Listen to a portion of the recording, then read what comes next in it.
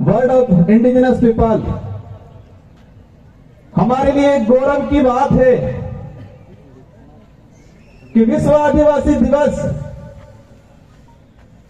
इस धरती पे जितने भी देश हैं, इन देशों का, उन महाद्वीपों का जो मूल मालिक है, इनके संरक्षण के लिए, उनकी संस्कृति के संरक्षण के लिए, इनके अधिकारों की रक्षा के लिए, इनकी पहचान को जिंदा रखने के लिए संयुक्त राष्ट्र संघ, जो पूरे विश्व के 193 देशों का एक संघ बना हुआ है, और ये 193 देशों का जो संगठन है संयुक्त राष्ट्र संघ, यूएन, उन्होंने 1994 में विश्व आदिवासी दिवस के लिए पूरे विश्व में मनाने हेतु इस दिवस की घोषणा की।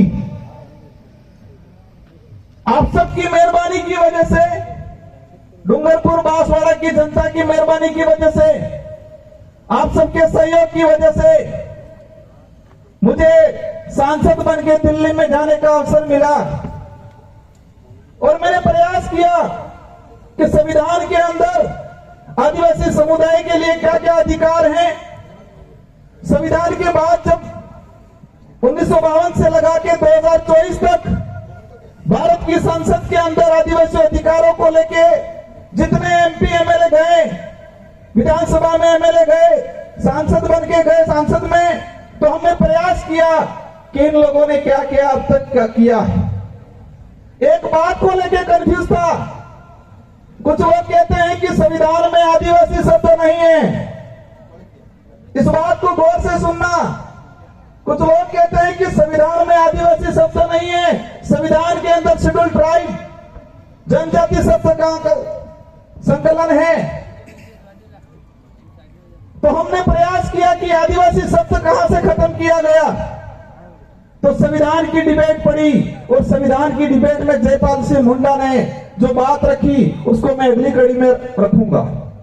मैं मेरी बात को शुरू करने से पहले उस किस्से को याद करना चाहूंगा कि संयुक्त राष्ट्र संघ जेनेवा में पहुंचा, पूरे विश्व के 193 देशों के सदस्य सोशल एक्टिविस्ट आए हुए थे, सभी अपने अपने देश की बात कर रहे थे, और जो एम्बेसी वाले, जो भारत सरकार की तरफ से डेप्यूट होते हैं, मेरे सामने एक अधिकारी भारत की तरफ से आया, उन्होंने रखा बात।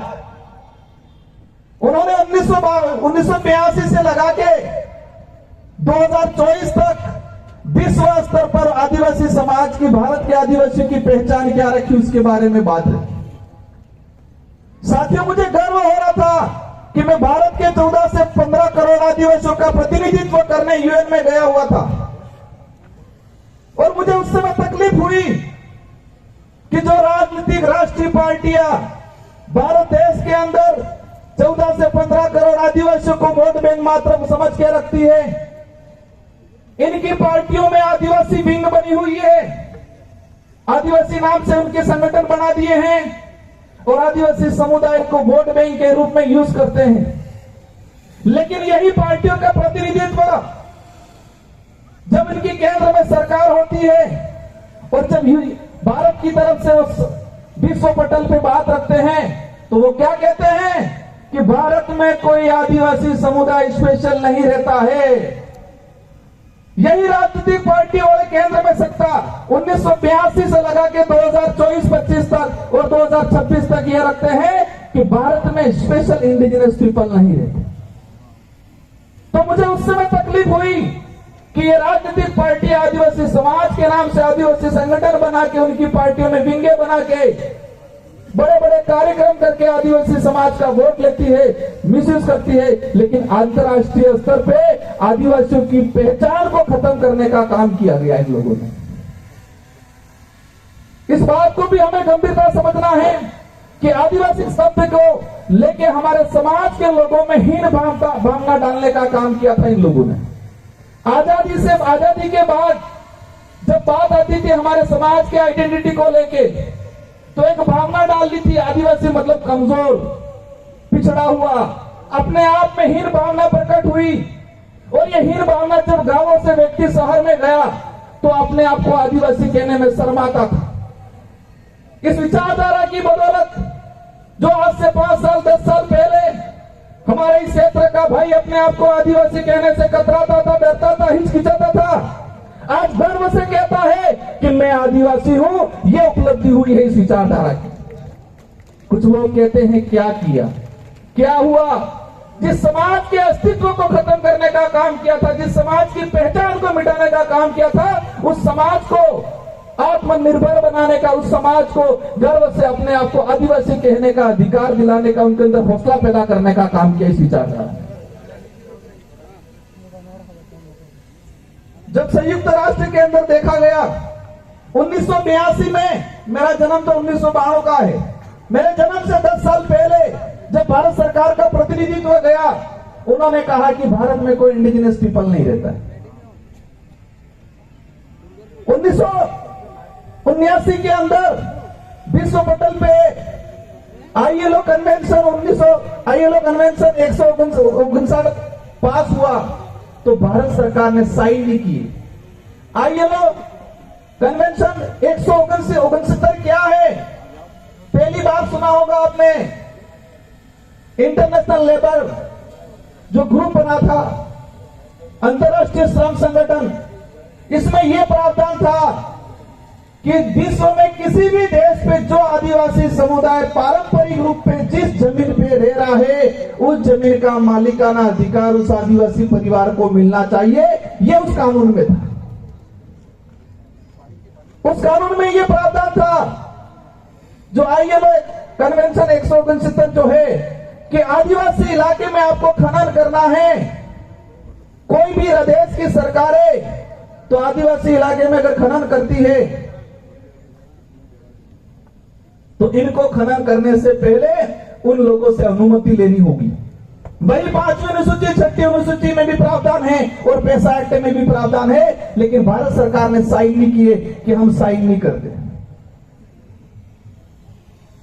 बड़े तकलीफ की बात है कि 1994 में विश्व आदिवासी दिवस घोषित हुआ और हम सबको पता चला आज 5 से 10 साल पहले। और आज कुछ लोग कह रहे हैं कि वो यूएनओ का आदिवासी मामला अलग है और हमारा यहाँ का मामला अलग है। जो लोग कहते हैं कि इंडिजिनस का अर्थ अलग है और आदिवासी का अर्थ अलग है, मैं एक बात बताना चाहूंगा। हमारे देश का नाम क्या है? हमारे देश का क्या नाम है? संवैधानिक कॉन्स्टिट्यूशन में सबसे ज्यादा जो विवरण दिया गया है, उल्लेख किया गया है इंडिया, और उसमें यह बता दिया गया है कि India that is a Bharat, या Bharat that is a India. मतलब भारत है वही इंडिया है, इंडिया है वही भारत है। और एक तीसरा नाम प्रचलन में हो रहा है हमारे देश का, वो क्या नाम है? संवैधानिक हिंदुस्तान। सभी राजनीतिक पार्टियां बड़े बड़े मंचों से कहती है संविधान के अंदर मुख्य रूप से इंडिया और इंडिया के बाद Bharat, Bharat that is a India या India that is a Bharat का उल्लेख है। और तीसरा हमारे देश का नाम है, हम तो नहीं लेते, बहुत कम लेते, क्योंकि हम संविधान को मानते। बाबा साहब अम्बेडकर, जयपाल सिंह मुंडा ने जो संविधान लिखा है उसकी पालना करते हैं। तीसरा नाम का उल्लेख क्या होता है? हिंदुस्तान। आवाज आई। मतलब हमारे भारत देश के संवैधानिक दो नाम है, भारत और इंडिया, और तीसरा प्रचलन में जो आ रहा है और ला रहे हैं वो हिंदुस्तान। आदिवासी शब्द के लिए आप कहते हो कि संविधान में उसका उल्लेख नहीं है, तो क्या हिंदुस्तान शब्द का उल्लेख संविधान में है? भारत का जो संविधान है उसमें क्या हिंदुस्तान का उल्लेख है? अगर भारत के संविधान में उल्लेख हिंदुस्तान का नहीं है तो आप हिंदुस्तान शब्द के लिए बोल सकते हो, हमें कोई तकलीफ नहीं है, लेकिन हम आदिवासी शब्द बोलेंगे तो आपको तकलीफ नहीं होनी चाहिए। जिस तरह Bharat that is a India, India that is a Bharat, इसी तरह indigenous people that is A Adivasi, Adivasi that is A scheduled tribe, scheduled tribe that is a India, indigenous people. यही सच्चाई है। और इस आदिवासी शब्द को खत्म करने का काम किया है। वो खत्म करने का काम इसलिए कर रहे हैं कि गर्व से कोई व्यक्ति ये नहीं कहे कि मैं आधो आदना धनी, मूल दूरना धनी, ये नहीं कहे। आज जिस तरह से कुछ लोग लिख रहे हैं, पिछली बार देखा होगा कि राजस्थान के मुख्यमंत्री जी ने आदिवासी दिवस का ट्वीट किया और 20 मिनट बाद जब नागपुर से फोन आया और फोन आने के बाद 20 मिनट बाद राजस्थान के मुख्यमंत्री जी ने वो ट्वीट हटा लिया और यहां आ रहे हैं, कहते हैं आदिवासी भाइयों हम आपका कल्याण करेंगे। आदिवासी इतना अब नासमझ नहीं रहा है, इतना भोला भी नहीं रहा है। और एक चीज देखिए कि आदिवासी समाज का जो व्यवहार है, सीधापन, भोलापन, हर किसी पे विश्वास करने का, उस विश्वास का, इस भोलापन का इन लोगों ने फायदा उठाया है आज तक। लेकिन हमें सावधान रहना पड़ेगा कि जो जितना मीठा बोलता है जरूरी नहीं है वो मिठाई हो। आज जिस तरह से जयपाल सिंह मुंडा के लिए कुछ लोग बोलते हैं,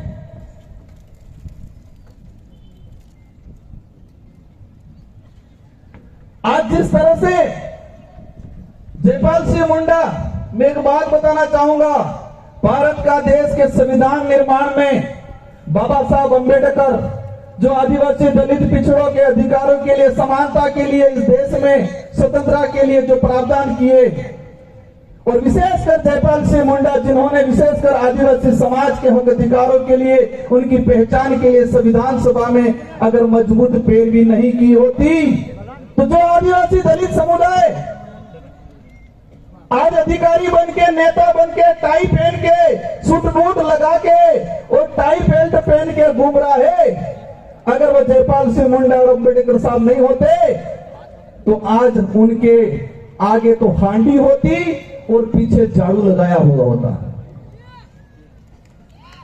संविधान की सभा में जयपाल सिंह मुंडा आदिवासी की मजबूत पैरवी करने वाले और बाबा साहब अंबेडकर इस देश के आदिवासी दलितों की मजबूत पैरवी करने वाले नहीं होते तो जो आज आदिवासी समाज का प्रमाण पत्र बना के जो नेता विधानसभा संसद में जा रहा है, जो आदिवासी समाज का प्रमाण पत्र लगा के कर्मचारी अधिकारी बन के ऑफिसों में जा रहा है और सूट बूट टाई लगा रहा है, अगर ये दो व्यक्ति नहीं होते तो शायद हमारे आगे हांडी होती और पीछे झाड़ू होता।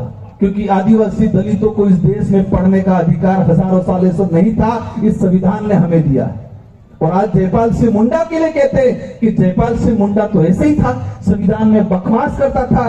राजेंद्र प्रसाद जी ने बोला था, मैं इस मंच से खुला चैलेंज करता हूं, एक नेता का मैंने भाषण सुना था जयपाल सिंह मुंडा के लिए, और संविधान की अधिकतर पूरी डिबेट हमने पढ़ी कि कहीं पर भी राजेंद्र प्रसाद जी ने यह नहीं कहा था जयपाल सिंह मुंडा को कि आप बकवास करते हो।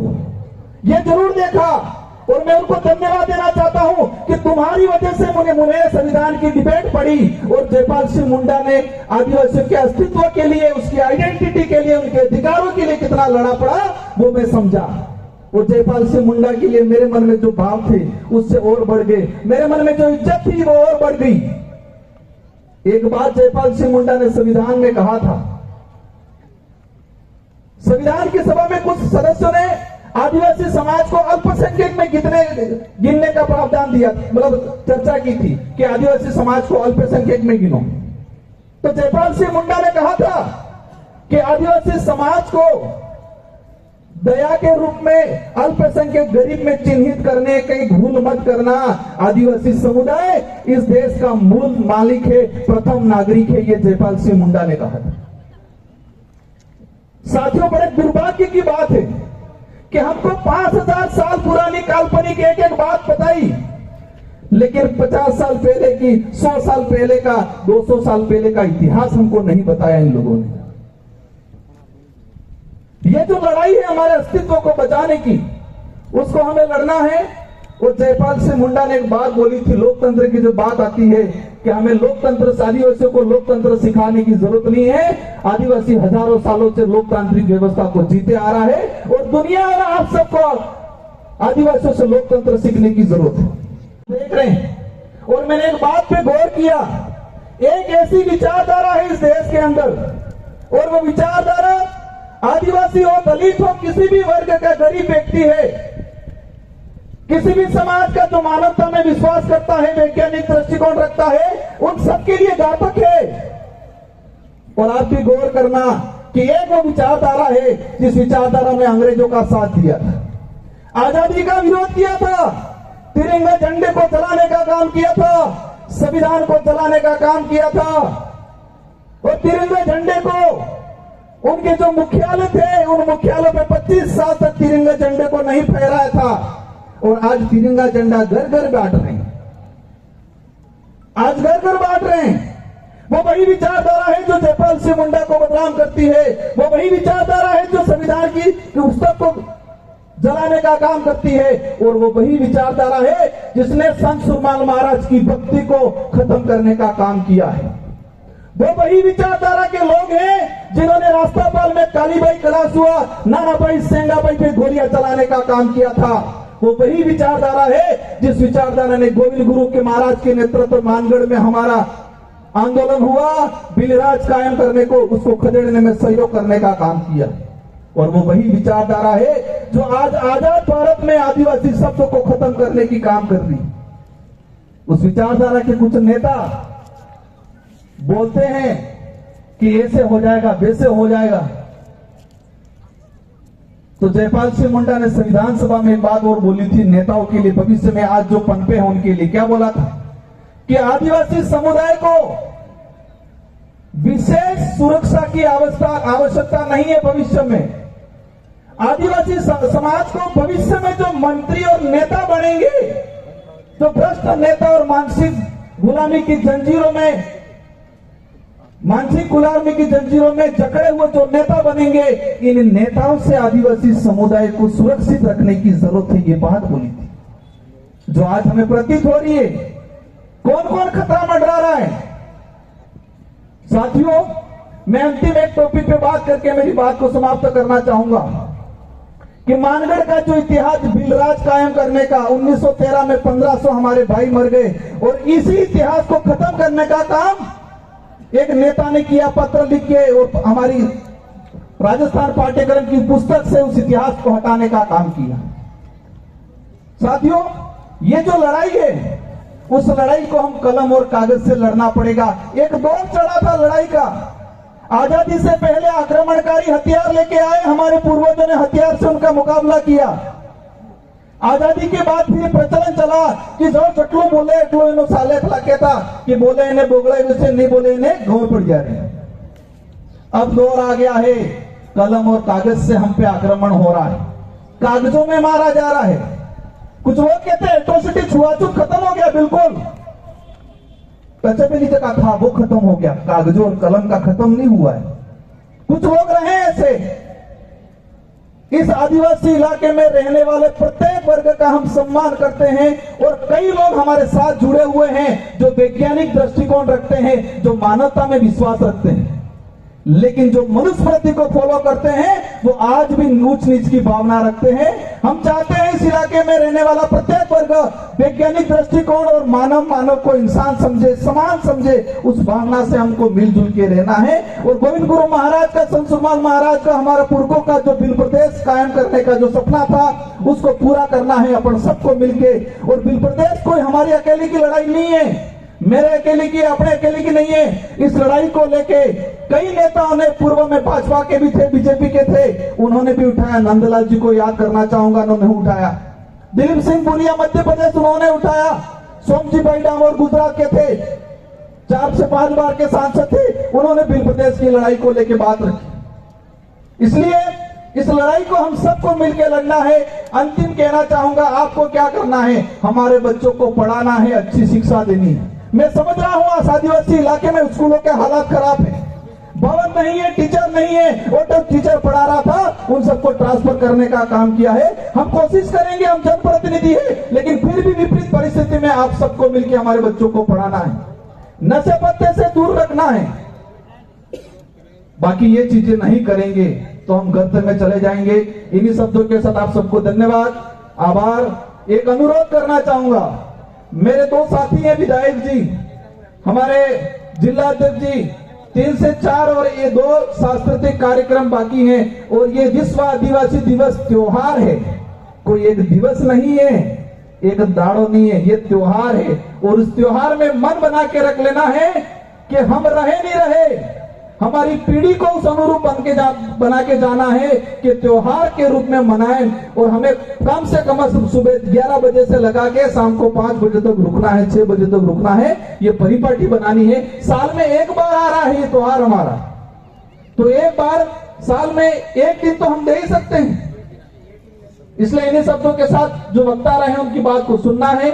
आप सबको धन्यवाद, आभार। जय जोहार, जय भील प्रदेश, जय संविधान।